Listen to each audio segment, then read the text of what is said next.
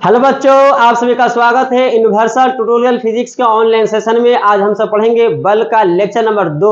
इस लेक्चर 2 में सीखेंगे न्यूटन गति के द्वितीय नियम पर न्यूमेरिकल्स को, और न्यूटन गति का तृतीय नियम क्या है और बलों के प्रकार के बारे में जानेंगे और इससे संबंधित न्यूमेरिकल्स को भी बनाएंगे। तो यह लेक्चर बहुत ही इंपॉर्टेंट है, इसलिए इस लेक्चर को अंत तक जरूर देखें। तो स्टार्ट करते हैं। सबसे पहले न्यूटन गति के द्वितीय नियम पर न्यूमेरिकल्स है, क्योंकि हम पिछले लेक्चर 1 में हम बता दिए थे F बराबर m इंटू ए, यानी F नेट बराबर m इंटू ए।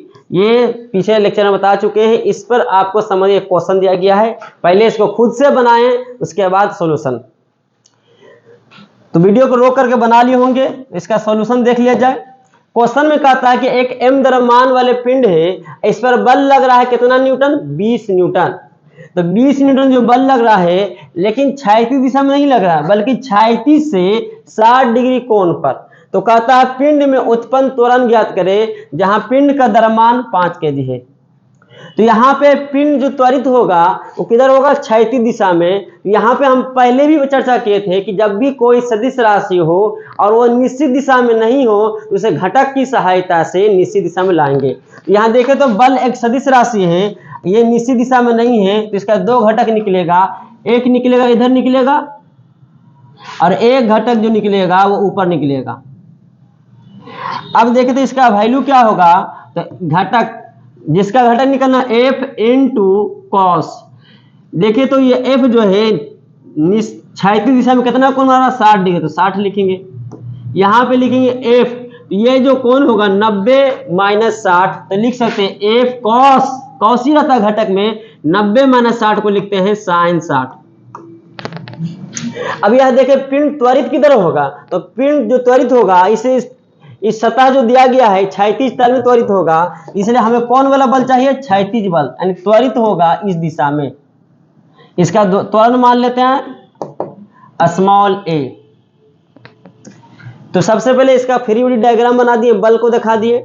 यहां पे लगाएंगे फॉर्मूला क्या?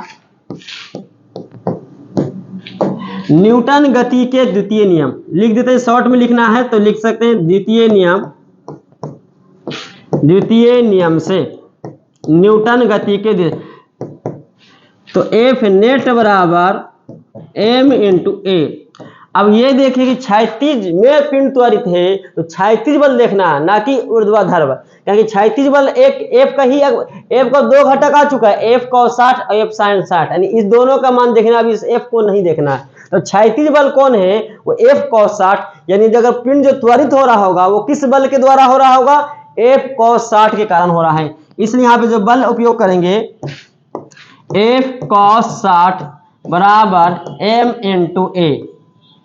F का मान दिया है 20 और cos 60 का मान याद रखना है 1/2 बराबर m का मान 5 इंटू ए। 2 दहा के 20, ये 10 इधर गुना में है उधर, तो क्या आएगा? भागा में 10/5 बराबर a। 5 दूनी 10। देखिए यहां से a का मान निकल गया 2 मीटर पर सेकेंड स्क्वायर। तो उम्मीद है कि आप इसको पहले से बना चुके होंगे। अगर कोई डाउट है तो यहाँ जरूर देखें वीडियो को। इसके बाद हम अगले क्वेश्चन की बात करते हैं। आप स्क्रीनशॉट ले सकते हैं इसका। इसको पहले वीडियो को रोककर पहले बनाएं, उसके बाद सॉल्यूशन देखना है। बना लिए होंगे। यहां पे भी क्वेश्चन में वही कह रहा है कि एक पिंड है जिसका द्रव्यमान कितना दिया है? 2 kg। इस पिंड पर कितने बल लग रहा है? 2 बल। लेकिन गौर से देखो दोनों बल निश्चित दिशा में नहीं है। तो सबसे पहला काम क्या करेंगे? इस दोनों बल को घटक की सहायता से निश्चित दिशा में लाएंगे। तो देखिए तो एक घटक इसका इधर आएगा, अब जस्ट लाए थे, यहां एक घटक इधर आएगा, एक घटक ऊपर आएगा।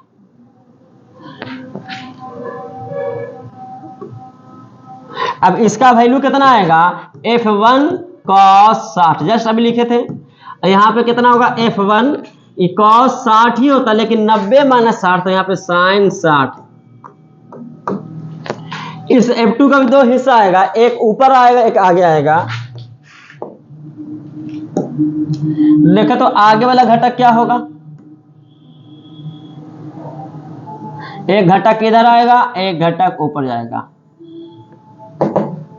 यहां से कहेंगे F F2 cos, लेकिन यहाँ पे cos 60 नहीं लिख सकते क्योंकि थीटा जो यहाँ पे आएगा 90 माइनस 60, जिसको हम सब बोलते हैं साइन 60, या cos 30 भी लिख सकते हैं क्योंकि एंगल कितना आ रहा है 90 माइनस 60 30, तो cos 30 लिखे या साइन 60 लिखे वो उतना ही आएगा। और इसका ऊपर घटक जो आएगा F2 cos, देखिए कितना एंगल है 60, तो 60 लिखा जाएगा।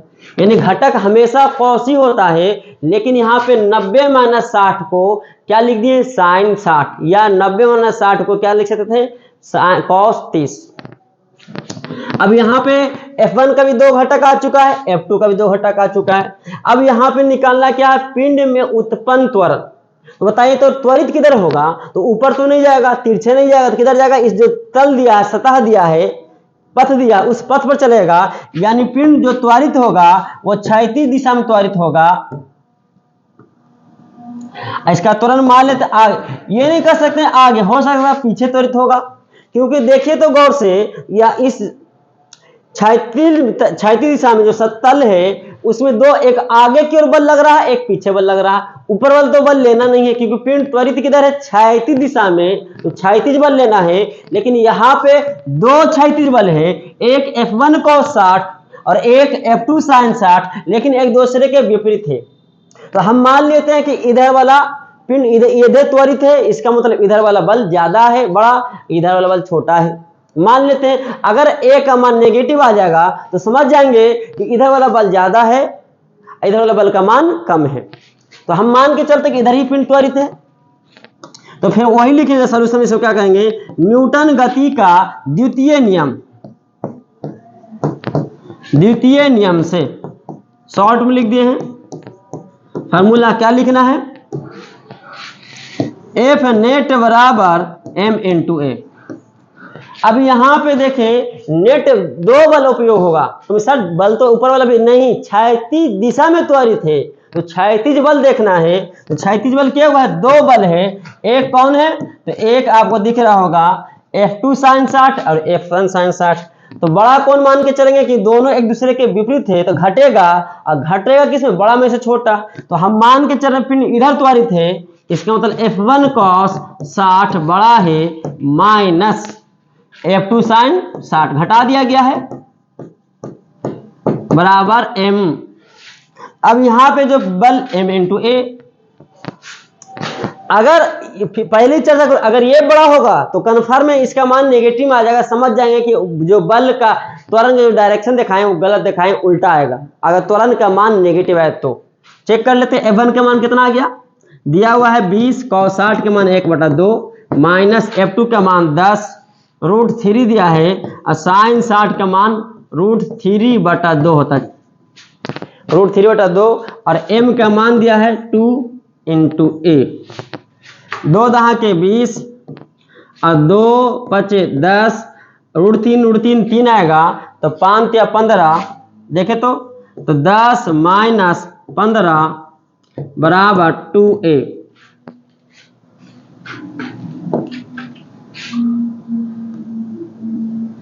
तो यहां से कितना आ गया, -5 बराबर 2a। तो यहां से देखिए कितना आएगा, इसलिए a का मान जो आएगा -5/2, मतलब -2.5 मीटर पर सेकेंड स्क्वायर। इसका मतलब अभी जस्ट आगे क्या आया, a का मान तो आया 2.5, ये सही है, लेकिन चिन्ह क्या है, माइनस। माइनस त्वरण है, त्वरण सदिश राशि है, और सदिश में माइनस आ गया है, इसको तो डायरेक्शन तरह है। यानी जो डायरेक्शन हम दिखाएं a का, ये इधर नहीं होगा बल्कि इधर होगा।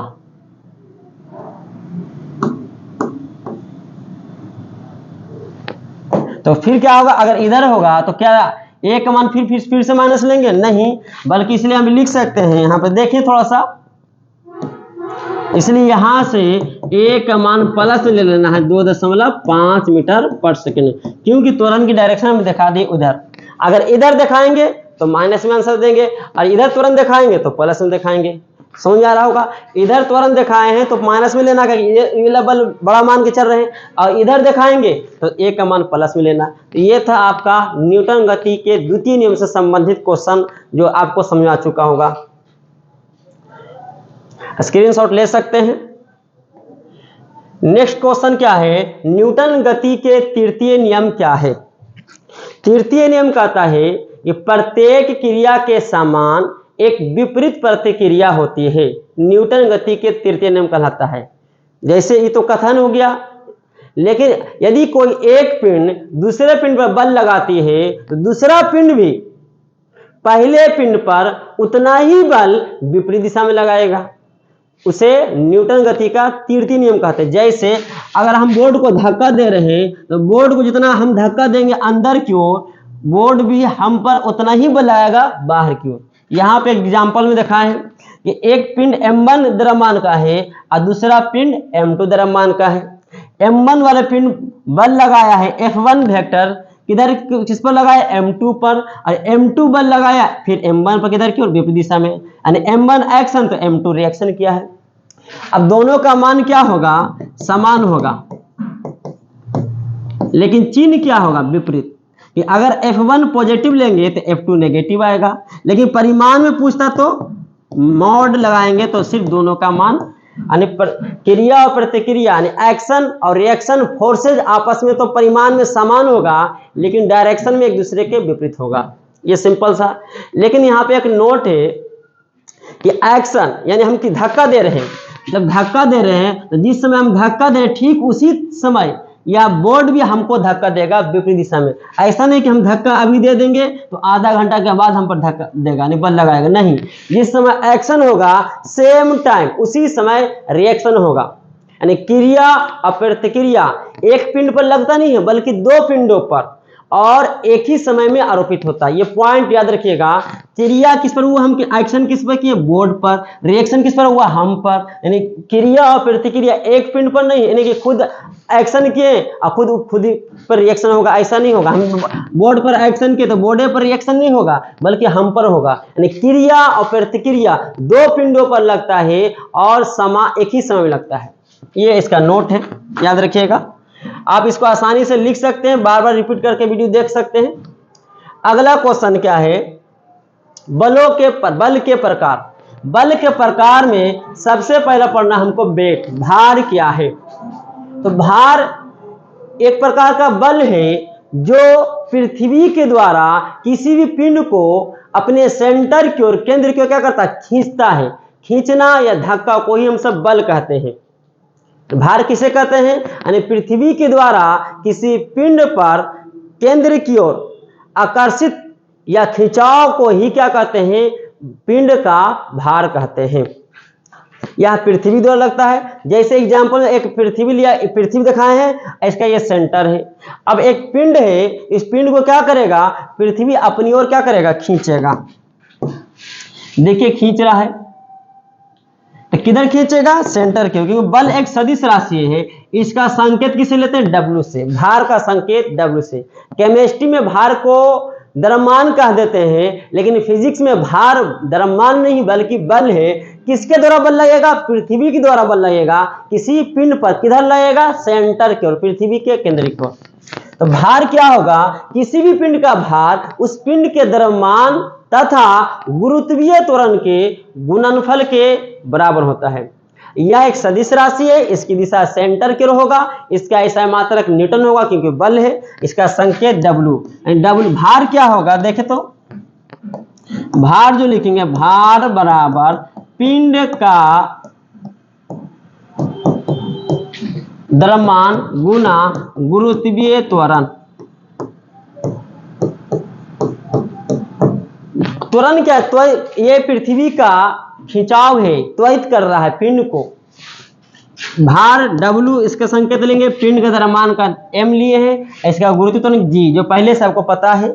ये आपका फॉर्मूला हो गया। बोलिए तो पिंड का भार का फॉर्मूला क्या लिखेंगे, W बराबर mg, W बराबर mg, जहाँ G क्या है, G गुरुत्वीय त्वरण है और इस G का मान याद रखिएगा 9.8 मीटर पर सेकंड स्क्वायर सतह पर होता है, पृथ्वी के सतह पर।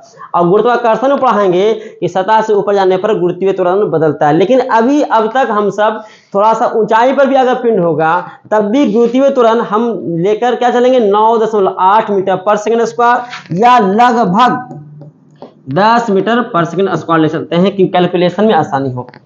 तो ये पिंड का भार याद रखिएगा mg। उसके बाद देखिए क्वेश्चन दिया गया है कि 10 केजी द्रव्यमान वाले पिंड का भार ज्ञात करें। चलिए इसको पहले बना लें, उम्मीद है कि आप पहले बना चुके होंगे। इसका देखिए सॉल्यूशन, भार निकालना है, मतलब दिया क्या है m बराबर 10 केजी और पूछा भार, w बराबर भार, तो हम फॉर्मूला लगाएंगे क्या, w बराबर जानते हैं mg, तो m के मान 10, g का मान 10, लगभग 10 लेके चलते हैं, 10 दांक 100 न्यूटन, यानी 10 केजी द्रव्यमान वाले पिंड, 10 केजी द्रव्यमान वाले पिंड पर पृथ्वी कितना बल लगाया, 100 न्यूटन। याद रखिएगा। 25 केजी द्रव्यमान वाले पिंड का भार बताएं, बना चुके होंगे। क्या दिया है इसमें, m का मान 25 केजी। अब पूछा क्या, भार बराबर भार, तो भार का फॉर्मूला क्या लिखेंगे, भार का फॉर्मूला लिखेंगे w बराबर, बोले तो mg, याद कर लीजिए फॉर्मूला, w बराबर mg, m का मान 25 और g का मान 10 लगभग, और 250 न्यूटन। इसका क्या मतलब हुआ कि 25 केजी द्रव्यमान वाले पिंड जो है, पिंड पर पृथ्वी कितना बल लगाएगा, और 250 न्यूटन, किधर की ओर, केंद्र की ओर।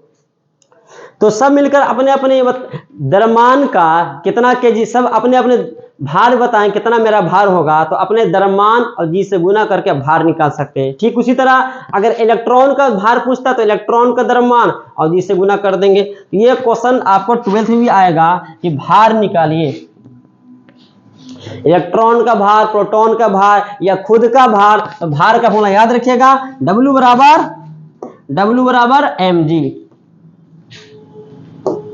W बराबर mg, याद रखिएगा। उम्मीद है कि आपको ये लेक्चर 2 बहुत अच्छे ढंग से समझ आ चुका होगा। और लेक्चर 3 में हम सब बात करेंगे, हम सब तनाव बल क्या है, अभिलंब संपर्क बल क्या है, स्प्रिंग बल क्या है, यानी बलों के प्रकार भी जानेंगे और साथ ही साथ उस पर न्यूमेरिकल्स को भी सीखेंगे। तो इस लेक्चर में अगर कोई भी दिक्कत हुआ है तो आप कमेंट या ऑफलाइन आकर जरूर बताएं। तो उम्मीद है कि आप सबको अच्छे ढंग से लेक्चर समझ आया होगा। तो फिर मिलते हैं हम सब नेक्स्ट वीडियो में, तब तक के लिए धन्यवाद।